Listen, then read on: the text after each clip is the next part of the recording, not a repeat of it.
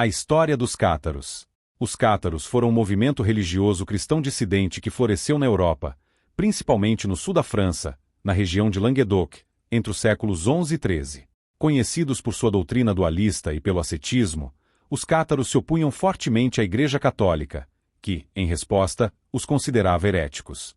Sua história está marcada pela fé em uma forma pura de cristianismo, pela rejeição dos excessos materiais e pela brutal perseguição que culminou na Cruzada Albigense. As origens do movimento cátaro não são completamente claras, mas suas crenças se conectam a antigas tradições gnósticas e maniqueístas, que viam o mundo como uma batalha constante entre o bem e o mal. Acredita-se que o termo cátaro venha do grego kataroi, que significa os puros, refletindo a aspiração de pureza espiritual do movimento.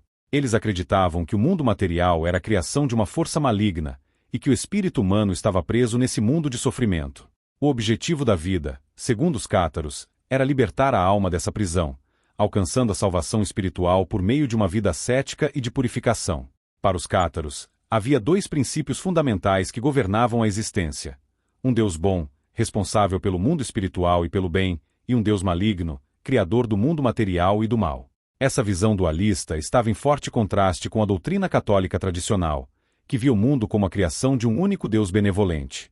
Os cátaros rejeitavam muitos dos sacramentos da Igreja Católica, especialmente o casamento e o batismo físico, pois acreditavam que tais ritos reforçavam o domínio da matéria sobre o espírito. A estrutura da comunidade cátara era simples e austera, composta de duas classes principais: os perfeitos e os crentes. Os perfeitos, homens e mulheres que haviam passado pelo ritual de consolamentum, dedicavam suas vidas à pobreza, ao celibato e à pregação de uma vida ascética, enquanto os crentes eram seguidores que ainda viviam no mundo material, mas que reconheciam os perfeitos como guias espirituais e aspiravam seguir seu caminho. O rito central da religião cátara era o consolamentum, uma espécie de batismo espiritual, realizado apenas uma vez na vida, que significava purificação da alma. Os perfeitos, após receber esse rito, passavam a viver em completa abnegação, renunciando a qualquer contato com o mundo material e evitando todo tipo de carne ou indulgência. Por outro lado, os crentes podiam viver uma vida mais próxima da normalidade até estarem prontos para a iniciação. No período de maior influência, os cátaros conquistaram um grande número de seguidores no sul da França, especialmente na região de Languedoc, assim como em áreas da Itália e da Espanha. A Igreja Católica, enfraquecida na época por crises internas, viu com preocupação o rápido crescimento do movimento. A simplicidade, a austeridade e a espiritualidade dos cátaros contrastavam fortemente com a riqueza e o poder temporal do clero católico, ganhando apoio popular em várias cidades e vilarejos. Os nobres de Languedoc também deram proteção aos cátaros, ajudando a solidificar o movimento na região. Isso levou a uma tensão crescente com a Igreja de Roma, que via nos cátaros uma ameaça não apenas espiritual, mas também política. Muitos líderes seculares toleravam ou até apoiavam os cátaros, o que enfraquecia ainda mais o controle da Igreja Católica na região. A Igreja Católica respondeu ao crescimento dos cátaros com força brutal. Em 1208, o Papa Inocêncio III lançou a Cruzada Albigense, uma campanha militar destinada a erradicar o movimento cátaro. A cruzada, que durou mais de 20 anos, foi uma das mais sangrentas da Idade Média. Em 1209, a cidade de Béziers, um importante reduto cátaro, foi saqueada pelas forças cruzadas, resultando em um massacre em que milhares de pessoas, incluindo muitos que não eram cátaros, foram mortos. As forças cruzadas, lideradas por nobres franceses como Simão de Montfort, continuaram a sitiar e destruir as fortalezas cátaras na região.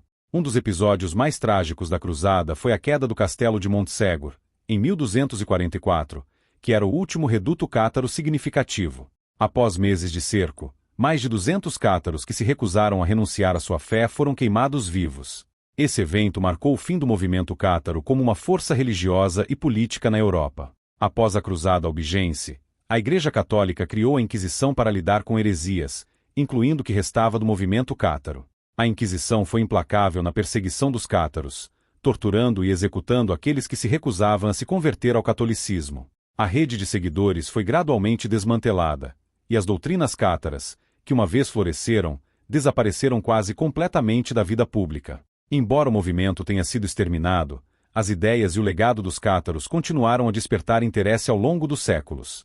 Muitos estudiosos e movimentos espirituais modernos veem nos cátaros um símbolo de resistência espiritual contra a opressão religiosa e política. A história dos cátaros é lembrada não apenas pela tragédia da Cruzada Albigense, mas também pelo idealismo de sua fé e pela firmeza com que defenderam suas crenças, mesmo diante da morte.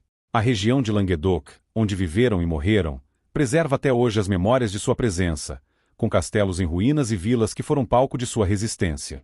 Além disso, o movimento cátaro levantou questões importantes sobre o poder da Igreja e a natureza da fé religiosa, debates que ressoam até os dias de hoje.